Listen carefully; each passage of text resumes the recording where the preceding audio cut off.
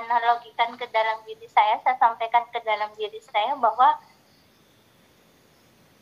kenapa sih harus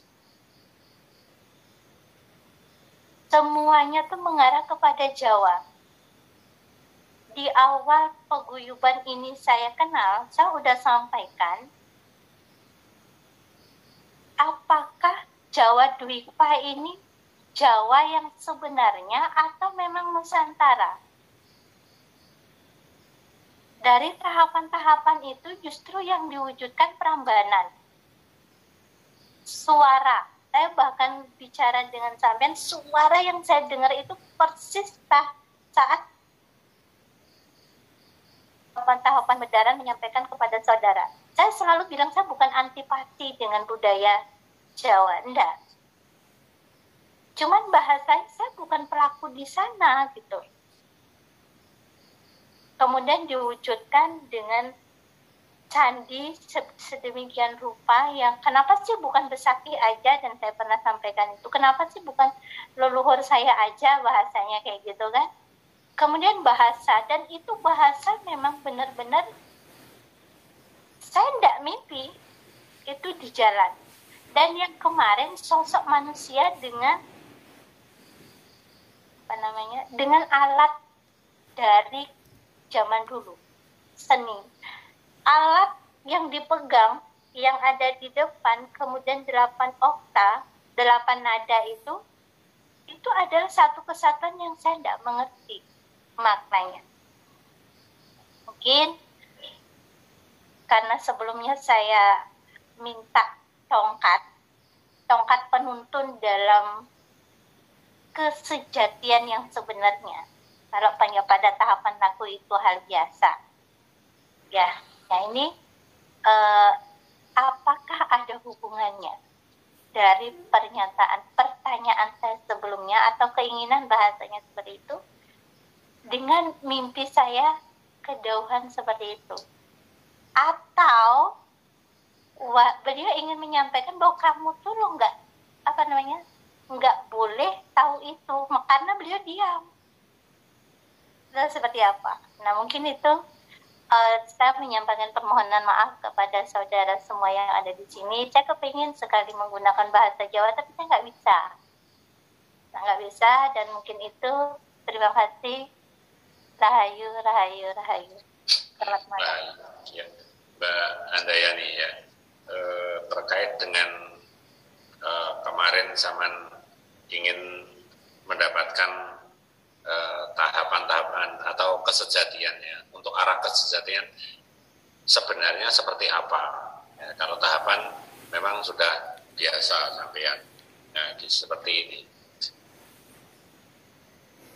duduh suara akan gini Mbak ya, tak bahasane suara tatanan ojo aku dhisik yen aku urung mapan, ojo noto dhisik yen aku urung nindakno, toto tatanan aku kudu ketemu kabeh ing titian, butuh sejati dhewe kang nekano, sejati dhewe kang ono. Bahwa swara kang nepati iki jati luwih swara, bahwa kuwasa kang nekani adil ku dhewe kang niteno. Ana kuwasa kang nekani, ana kuwasa kang negeri, ana swara kang nindaki adil dhewe badhe kamaca. Yen urip-uripe swara, urip-uripe kuwasa kang kuwasa nguasani, wujudna kabeh adil dhewe badhe diterima. Untuk tentrem. Mbak Handayani, sampean ditemui dengan sesosok orang pria. Mikrofonnya aktifkan Mbak, biar nanti kita bisa nyambung. Mikrofon diaktifkan. Oke. Sampean ditemui dengan orang sosok pria yang duduk tersimpuk, ya, dengan bijaksananya, tidak menyampaikan sesuatu, tapi menunjukkan bahwa mereka membawa alat dengan pemukul tadi, alat pemukul, ya. Dan di situ ada gong, ya, dan 8 perangkat lainnya atau 8 nada yang ada. Ya. Tahapan laku seperti ini akan membukakan sampeyan karena Saman ingin, ya, apa sejatinya, ya kan? Apa sejatinya? dengan yang sampean pahamkan pada laku penjiwaan sampean. Artinya seperti ini, sampean ini, ya kan, jiwa sempurna laku wujud sampean ini kan masih ngambang kan, masih ngambang antara iya dan tidak. Aku mau dan aku tidak mau, seperti itu. Nah, maka di situ aku tidak akan memberikan sesuatu dulu untuk tahapan yang tepat karena kamu masih ada kebimbangan. Kan konteks dalam sifat, ya kan, sama masih diberikan kebebasan dan zaman juga ingin masuk dalam kesejatian. Ya. Nah, karena sampean ini masih ada kebimbangan, aku belum siap. Jadi di situ utuh masih menutup atau hanya memberikan kiasan, bukan kiasan ya, memberikan gambarannya seperti itu. Gong itu adalah tanda ucap ini, ya kan? Jadi gong ini adalah tanda ucap ini. Ketika ucapan ini, ya kan, nanti ketika gong dipukul atau ucapan ini sudah keluar, tahapan nada itu akan menjadikan kuasanya menjadi satu, maksudnya seperti itu. Dan 8 nada itu akan kumpul jadi satu, yaitu ada di sini. Ya, maka di situ belum mau menyampaikan ucapan si laki-laki tua itu tadi, ya kan? Dengan pemakaian blangkon, ya kan? Ini gambarnya seperti ini kan, bukan, kalau bahasanya memang blangkon ya, tapi ini adalah penguasa. Penguasa itu gini, ini adalah yang dinamakan ikat. Ikat itu adalah ikat itu adalah tahapan laku yang menjadikan keteguhan. Jadi kita itu kumpul dari satu di sini, ya kan? Karena semua ada di otak memori ini sejatinya, ya kan? Nah, kenapa di tengah-tengahnya ini? Ini kan dikatakan ini mata ketiga, atau ini mata keenam, atau ini mata dewa, atau segala macam ya, caksu ini kan, ya. Nah, karena inilah satu-satunya tahapan yang akan ditunjukkan. Cuman di situ sampean karena masih ada kebimbangan, belum mau, maka ini pun tidak akan diberikan. Ya, kalau sampean memang belum mau, karena waktunya pun di situ masih ikuti tahapan-tahapan itu. Ya, mau nggak mau sampean tetap diikutkan dengan step by step itu. Ya. Tapi kalau nanti waktunya gong sudah dipukul, sampean akan mengatakan sesuatu, ya, tanpa disadari. Maka sampean kadang-kadang sering mengatakan sesuatu tanpa kesadaran. Loh, aku tidak menginginkan kata-kata itu. Seperti contoh kemarin, sampean bilang, ya, kalau berdoa, doa sampean kan, kalau wiritan ya istilah ya, Mahadewi namo-nama, Mahadewi namo-nama, seperti itu ya kalau nggak salah ya. Namo-nama apa namo-nama gitu ya. Namo-nama ya. Tapi sampean tiba-tiba mengatakan, keluar dengan kata tanpa kesadaran sampean, mengatakan Dewi utuh sejati gitu ya. Mahadewi kendaliku utuh. Mahadewi kendaliku utuh. Ya, Mahadewi kendaliku utuh. Padahal itu kan bukan dari rengan, ya. Maksudnya. Nah, kalau menurut rengi sampean kan Dewi namo-nama, Dewi namo-nama kan seperti itu. Nah, hamba bersujud kepada Mahadewi. Ya istilahnya kan seperti itu ya. Itu kan maknanya kan ya. Nah, itulah tahapan laku yang dikatakan kesejatian wujud kasampurna. Jadi kalau ku utuh menguasai kendalinya sampean tidak akan bisa melawan, tidak akan bisa merubah. Itu contoh salah satu. Nah, karena sampean masih bersikukuh dengan kebimbangan, aku belum mau, aku tidak mau, aku tidak ingin itu, seperti itu. Nah, itulah gambaran gong yang ada di depan tadi. bahasa Jawa, ya kan? Jawa itu, ya kan? Tidak harus suku Jawa. Jawa itu tidak harus suku Jawa, Pak. Maka di sini ada Jawa, Jiwani, Jawani, Jawa. Jadi lima tahapan ini ya harus dikuasai semua memang. Siapa orang yang bisa menjiwai dalam hidupnya dan bisa menempatkan hidupnya, ya kan, Jawani itu, dan bisa mewujudkan apa kesejatiannya, di situ Jawali itu bisa menjabarkan apa saja yang ada. Di situ kita pasti akan jadi satu. Ya, itu yang dinamakan Jawa. Nah, bukan hanya orang Jawa, siapapun mereka, dari suku manapun, ya, dari suku manapun, kalau sudah bisa menempatkan lima-limanya jadi satu, itulah yang dinamakan Jawa. Jajah itu menguasai dalam hawa itu menguasai dalam suatu lingkup, ya,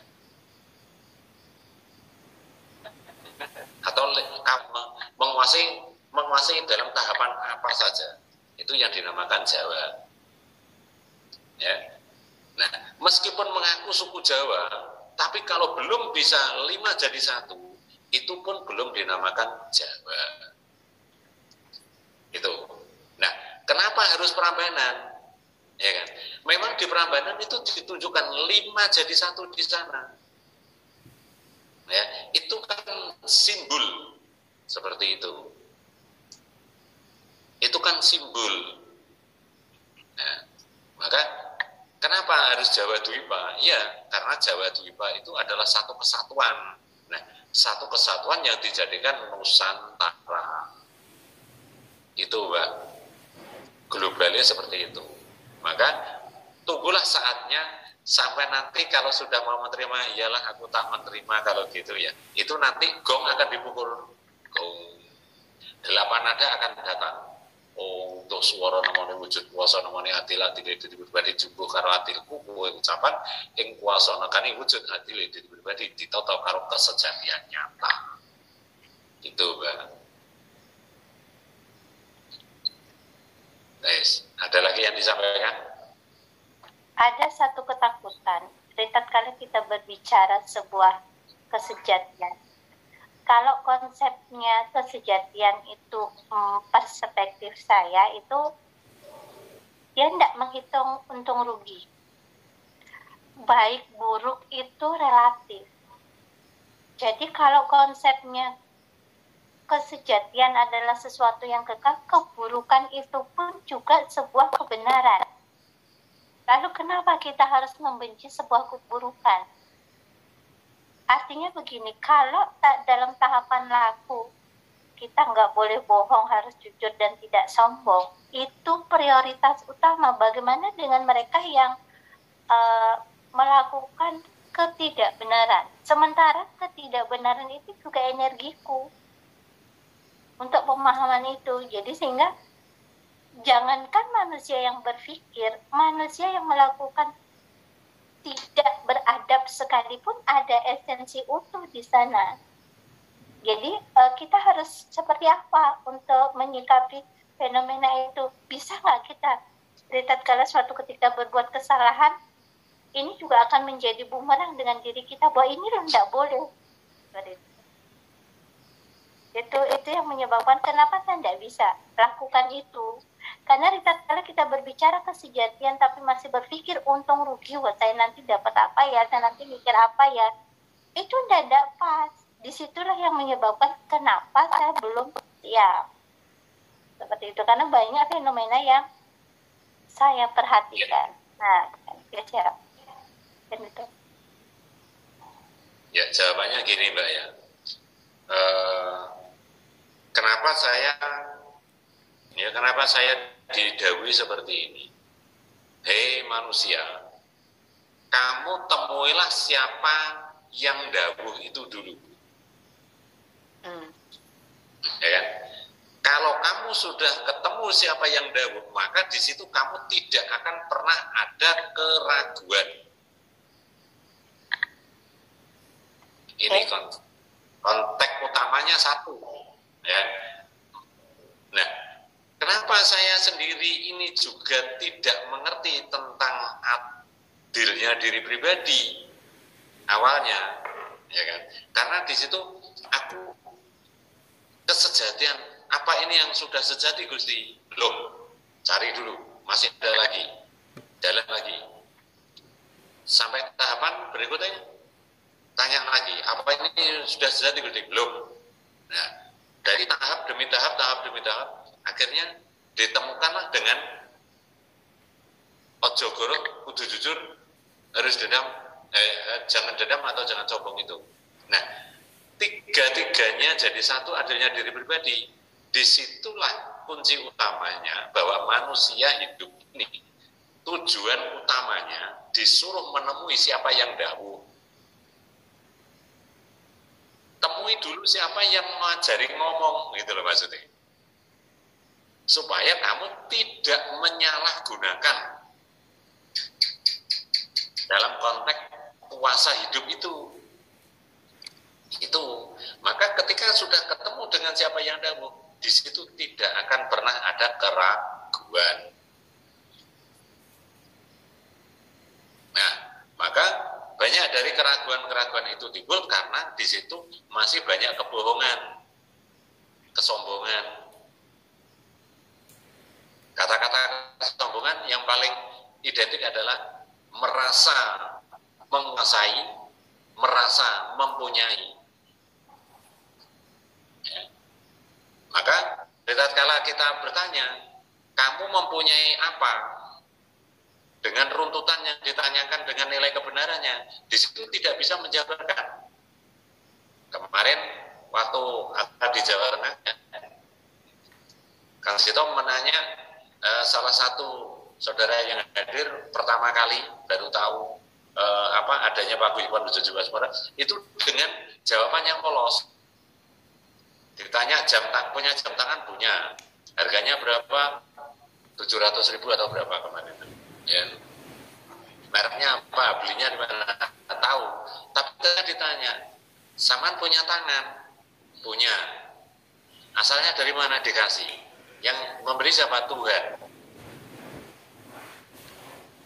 Ya. Nah, kapan kalau memberi? Di dalam kandungan. Nah, Saman tahu di dalam kandungan? Enggak tahu. Mengatakan tahu tapi runtutannya tidak tahu.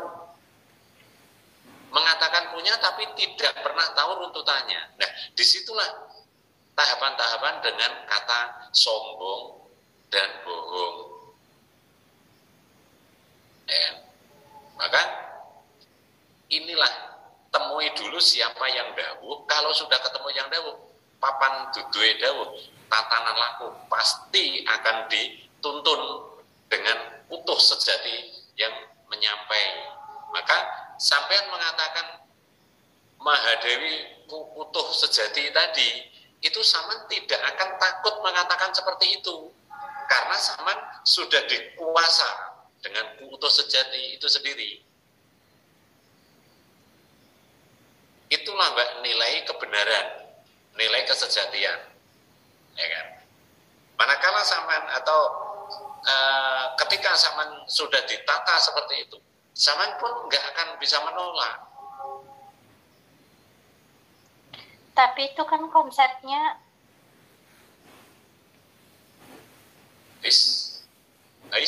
ayo mau bilang apa Saman? ada sifat ego sebenarnya. Kalau sampai saya mengatakan Mahadewi kendaliku utuh. Iya, Mahadewi kendaliku utuh.